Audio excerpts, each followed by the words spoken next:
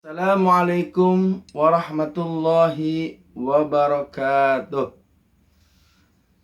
Salam sejahtera saya ucapkan kepada seluruh siswa SMK Bahtera dimanapun Anda berada. Semoga Allah senantiasa memberikan rahmat dan ampunannya kepada kita semua, seraya bersyukur atas segala kenikmatan yang telah Allah limpahkan kepada kita. Baik, sebelum kita mulai pelajaran PAI ini, marilah kita sama-sama membaca suratul Ummul Quran Al-Fatihah. A'udzubillahi minasyaitonirrajim. Bismillahirrahmanirrahim. Alhamdulillahirabbil alamin arrahmanirrahim maliki yaumiddin. Iyyaka na'budu wa iyyaka nasta'in shiratal mustaqim. Shiratal ladzina an'amta 'alaihim ghairil maghdubi 'alaihim waladdallin. Amin. Siswa SMK yang berbahagia, kali ini Bapak ingin mengajak kalian untuk membahas tentang hikmah ibadah haji, zakat, wakaf dalam kehidupan. Tapi seyogianya tidak semua Bapak bahas pada kesempatan pagi ini, tapi yang akan kita Bapak bahas hanya 3 poin saja. Yang pertama, pengertian haji. Yang kedua, hukum haji. Yang ketiga, syarat dan sah haji. Yang terakhir adalah hukum atau rukun haji. Itulah 4 poin yang akan Bapak bahas pada kesempatan pagi ini. Perlu kita ketahui bahwasanya manusia itu terbagi ke dalam 2 kelompok. Ada manusia yang Allah karuniakan kekayaan, namanya agniya, orang yang diberikan kekayaan. Dan satu kelompok orang yang tidak diberikan kekayaan atau kaum duafa atau fakir miskin. 2 kelompok ini terkait pembahasan tentang haji ada hubungan yang sangat erat. Kenapa? Karena masalah haji adalah masalah ekonomi. Karena orang yang bisa naik haji atau bukan naik ibu haji ya, naik haji itu hanya orang-orang tertentu saja yang mampu dan sanggup untuk membiayai naik haji ke Baitullah, sehingga perlu duit, uang, harta untuk melakukan perjalanan itu. Maka untuk itu bahwasanya orang-orang yang bisa naik haji adalah orang-orang yang memiliki kekayaan, memiliki harta, sehingga dia bisa pergi ke Baitullah. Akan tetapi orang yang atau kaum duafa tidak diwajibkan, tidak dibolehkan untuk naik haji. Akan tetapi apabila dia mampu membiayai, apabila dia mampu untuk melakukan perjalanan itu, entah dari mana uangnya, asal jangan sampai berhutang, asal jangan sampai keluarga ditinggalkan itu kurat karet atau hutang-hutang kesana kesini, boleh manusia itu atau orang tersebut naik haji gitu. Artinya dia berkecukupan, dia naik haji dan keluarga yang ditinggalkan juga tercukupi segalanya, baik harta, baik materi, baik segala-gala yang harus ditinggalkan olehnya gitu.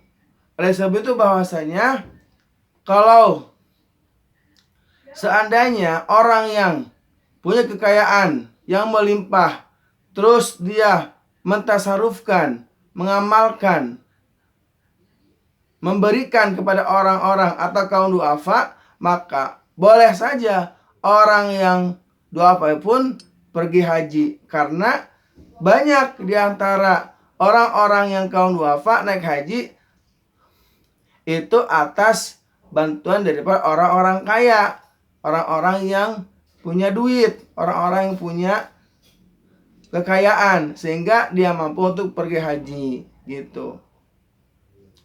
Nah, oleh sebab itu boleh saja orang yang kaum duafa itu pergi haji atas bantuan dari orang yang kaya raya gitu. Banyak kok contohnya ya. Nah itu ya, itu bagaimana artinya orang yang boleh pergi haji, baik yang kaya maupun orang yang pergi haji tapi tanpa memiliki kekayaan atau disumbang oleh orang yang kaya untuk pergi haji. Sesuai dengan dalil bahwasanya orang yang naik haji itu adalah orang yang mampu. Bahkan di dalam ayat atau surat Al-Imran, orang muslim yang pergi ke Baitullah, Allah akan jamin keamanannya. Sesuai dengan ayat Quran, A'udzu billahi minasyaitonir rajim. Bismillahirrahmanirrahim. Fihi ayatum bayyinatum maqamu Ibrahim.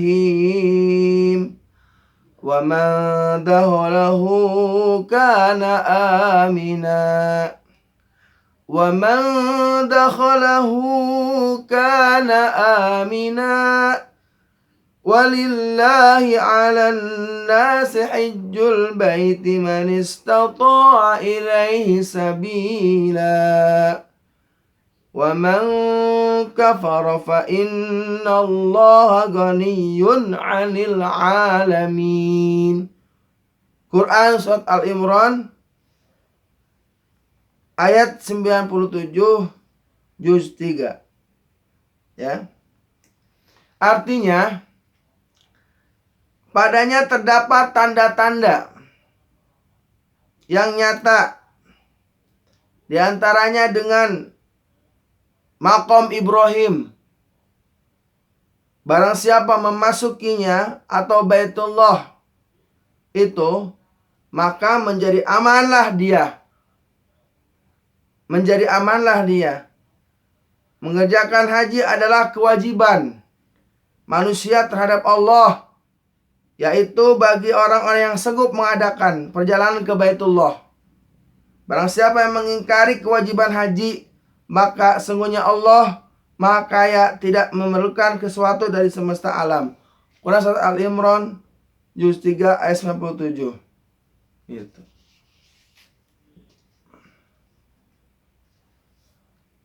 Itu ya. Itulah bagaimana Allah mengabadikan dalam surat Al-Imran kewajiban kita melaksanakan ibadah haji. Syaratnya bagi orang yang mampu. Ingat, bagi orang yang mampu. Nah, setelah ya, itulah sedikit tentang wacana atau muqaddimah tentang haji. Sekarang kita akan bahas tentang pengertiannya. Oke. 1. Pengertian haji. Haji berasal dari kata bahasa Arab yang artinya mensengaja atau menuju. Mensengaja atau menuju. Ada sikap, sifat sengaja, menyengaja atau menuju. Maksudnya adalah sengaja mengunjungi Baitullah. Itu Ka'bah namanya. Di mana? Di Mekah. Nah, untuk apa menuju ke Mekah? Untuk apa mengunjungi ke Baitullah? Untuk apa? Untuk melakukan ibadah kepada Allah. Ya. Buat apa kalau kita pergi ke Baitullah hanya untuk jalan-jalan doang mah? Atau hanya untuk nginep di hotelnya doang? Mending kita di rumah. Nah, karena ini kewajiban, maka ini menjadi perintah yang wajib dikerjakan. Gitu, ya. Karena salah satu dari rukun Islam itu adalah ibadah haji. Gitu. Nah, kapan waktunya? Nah, pada waktu tertentu dan dengan cara tertentu secara tertib. Jadi, haji tidak bisa dikerjakan di bulan-bulan yang tidak ditentukan. Karena haji hanya dikerjakan bulan haji. Dan dikerjakan dengan tertib. Tidak boleh dikerjakan tidak beraturan. Gitu. Makanya 1 dikerjakan di waktu tertentu. Yang kedua dikerjakannya dengan tertib, dengan aman, dengan sesuai aturan. Itu haji itu. Gitu. Adapun yang dimaksud dengan waktu tertentu ialah bulan-bulan haji yang dimulai dari bulan Syawal sampai 10 hari pertama bulan Zulhijjah. Gitu. Puncaknya ibadah haji itu adalah di padang Arafah.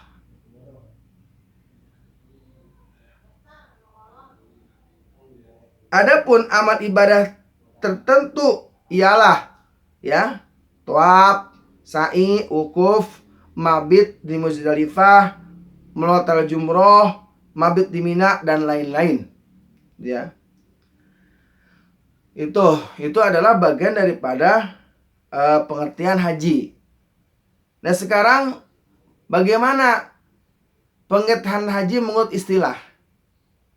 Haji adalah sengaja mengunjungi Ka'bah dengan niat beribadah pada waktu tertentu dengan syarat-syarat dan dengan cara-cara tertentu pula.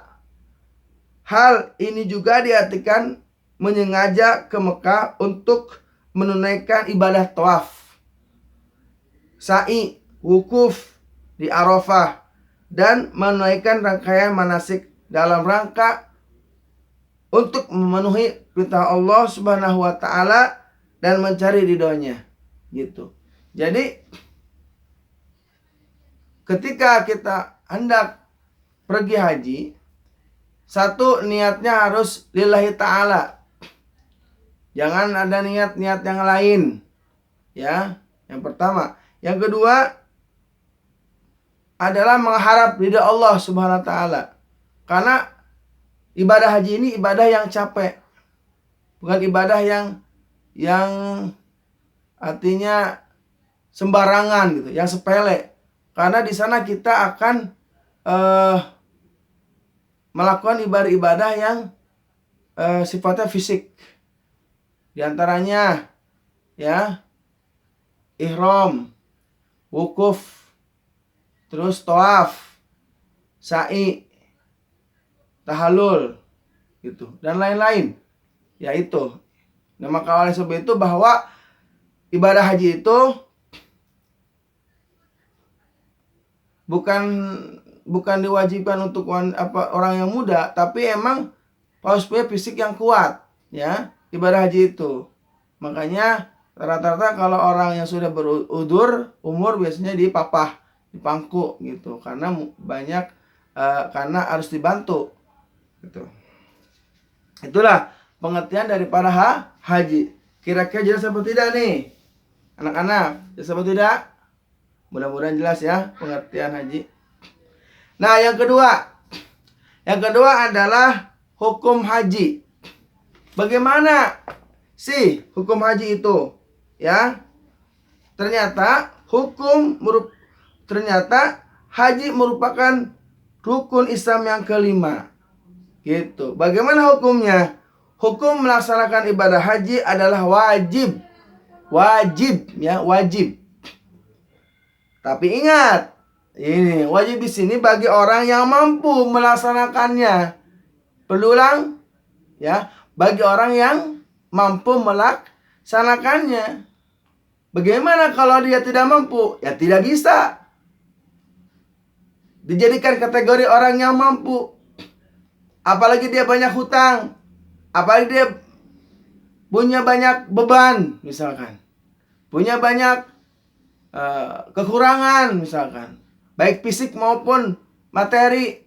Jangan memaksakan diri untuk naik haji kalau tidak mampu, karena berbahaya, gitu. Ya, itu. Makanya kalau kita pergi haji harus benar-benar mampu, benar-benar sehat, benar-benar niat karena Allah Subhanahu wa taala. Terus kemudian sebagaimana dijelaskan dalam Al-Qur'an yang saya sebutkan dari awal surat Al-Imran ayat 97, Allah berfirman, A'udzu billahi minasy syaithanir rajim. Bismillahirrahmanirrahim. Fihi ayatum bayyinatum maqamu Ibrahim. Wa man dakhalahu kana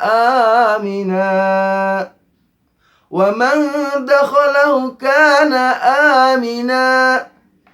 Walillahi 'alan nasi hajjul baiti man istata'a ilaihi sabila. Wa man kafara fa innallaha ghaniyyun 'anil 'alamin. Shadaqallahul 'azim. Padanya terdapat tanda-tanda yang nyata, diantaranya maqam Ibrahim alaihissalatu wassalam. Barang siapa masuki Ka'bah Baitullah, menjadi amanlah dia. Mengerjakan haji adalah kewajiban manusia terhadap Allah, yaitu ibadah yang sanggup mengadakan perjalanan ke Baitullah. Barang siapa yang mengingkari kewajiban haji, maka sesungguhnya Allah Maha Kaya, tidak memerlukan sesuatu yang dari semesta alam.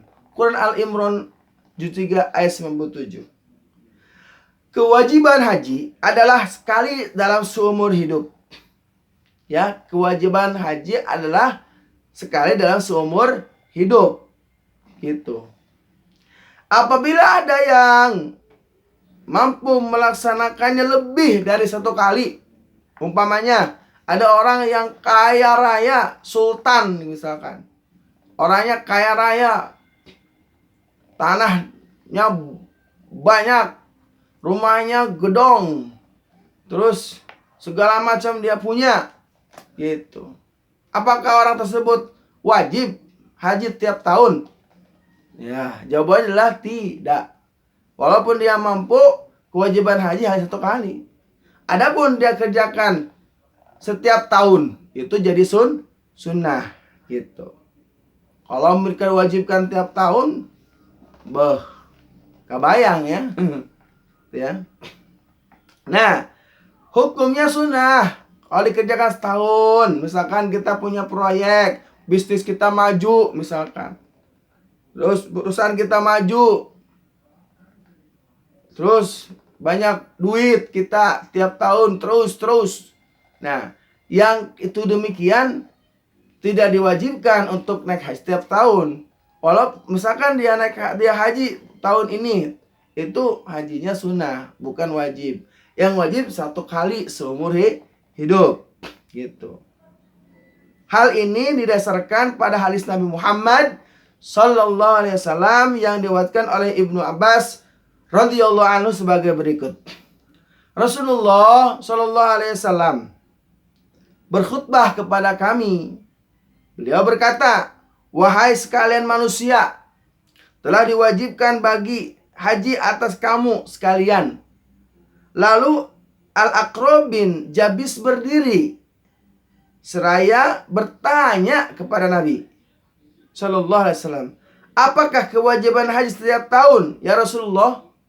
Apakah kewajiban haji setiap tahun ya Rasulullah? Nabi pun menjawab, sekiranya aku katakan ya, kata Nabi, tentulah menjadi wajib, kata Nabi. Dan sekiranya diwajibkan, engkau sekali tidak akan mampu melaksanakannya, mengerjakannya. Gitu. Ibadah haji cukup 1 kali saja. Siapa yang menambahi, itu berarti perbuatan sukarela saja.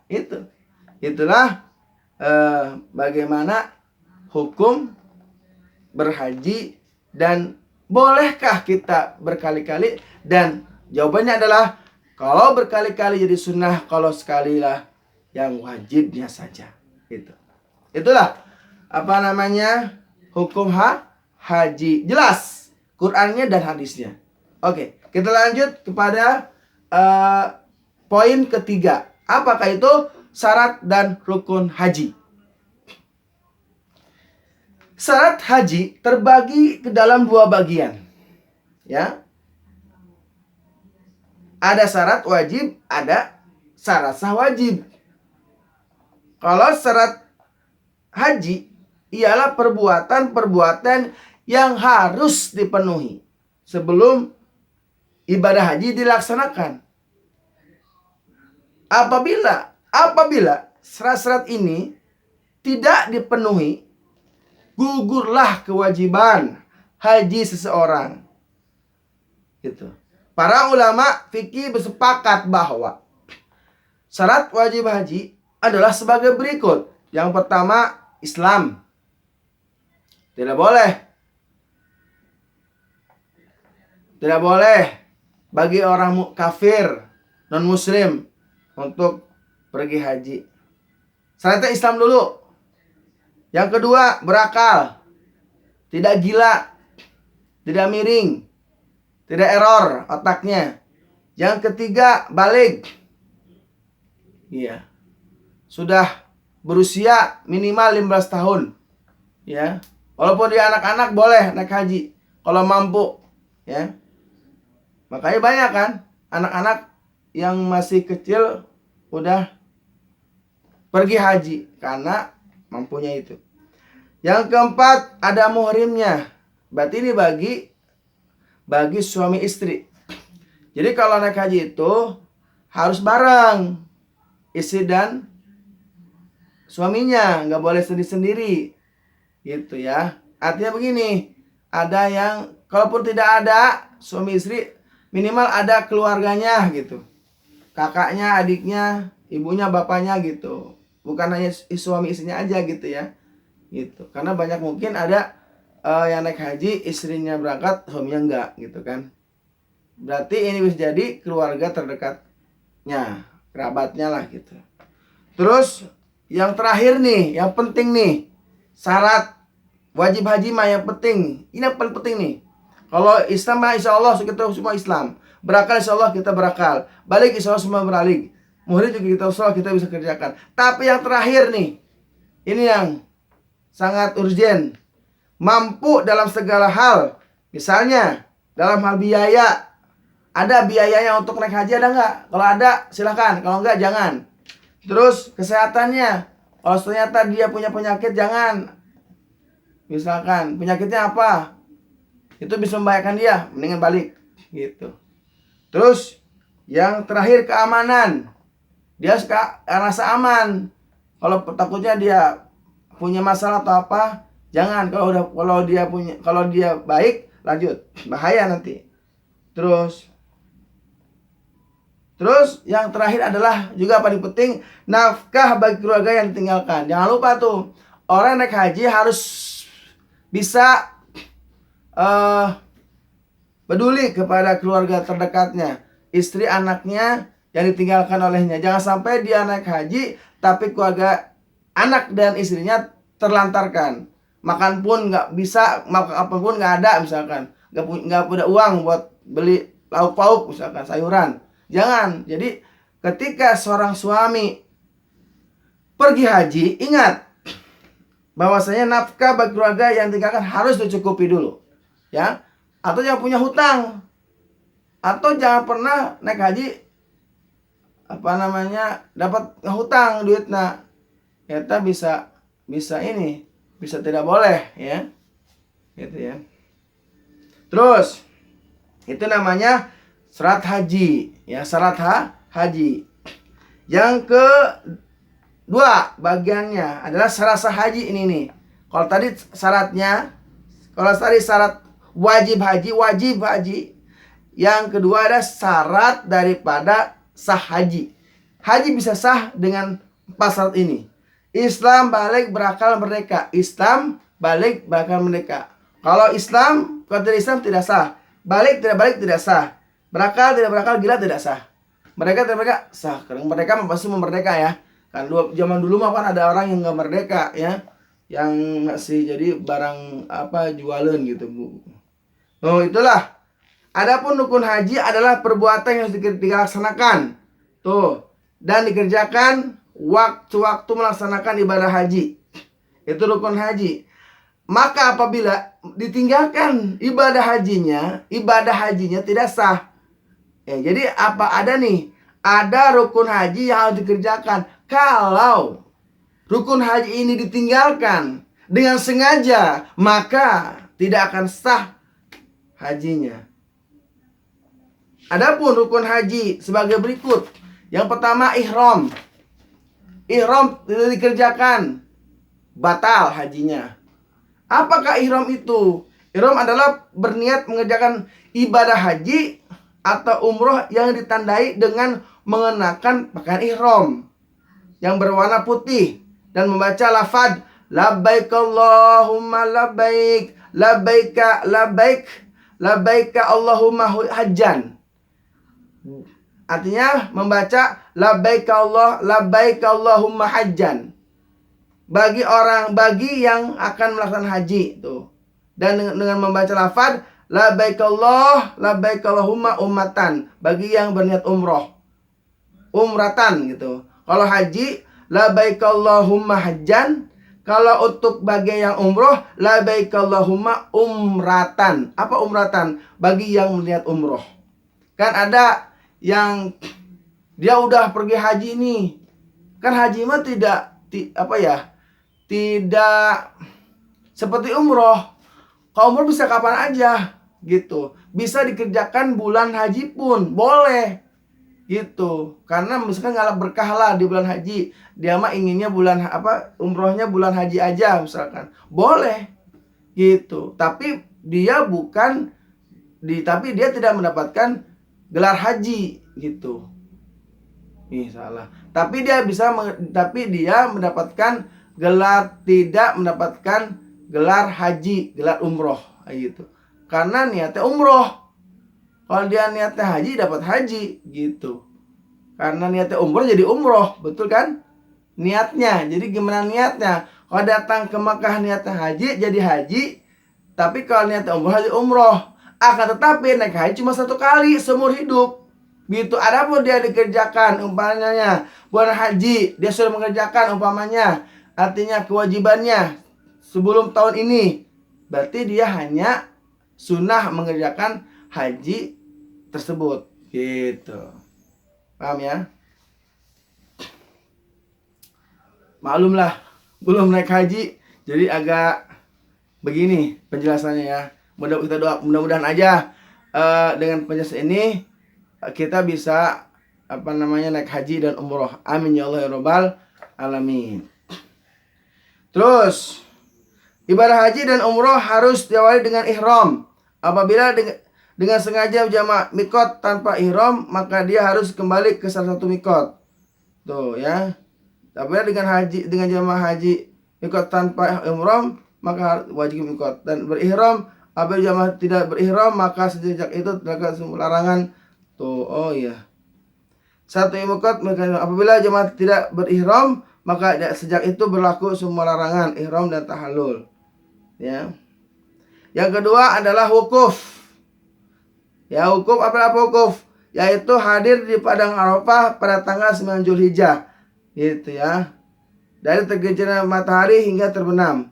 Wukuf adalah bentuk pengasingan diri yang merupakan gambaran sebagaimana kelak manusia dikumpulkan di padang mahsyar. Wukuf di Arafah merupakan syarat yang tepat untuk mawas diri, merenungi atas perbuatan yang pernah dilakukan, menyesali dan bertobat atas segala dosa yang dikerjakan, serta memikirkan seperti apa yang dilakukan untuk menjadi muslim yang taat kepada Allah Subhanahu wa taala. Selama wukuf, terbanyaklah berzikir, tahmid, tasbih, tahlil dan istighfar. Berdoalah sebanyak mungkin, karena doa yang kita panjatkan dengan ikhlas dan khusyuk akan dikabulkan Allah Subhanahu wa taala.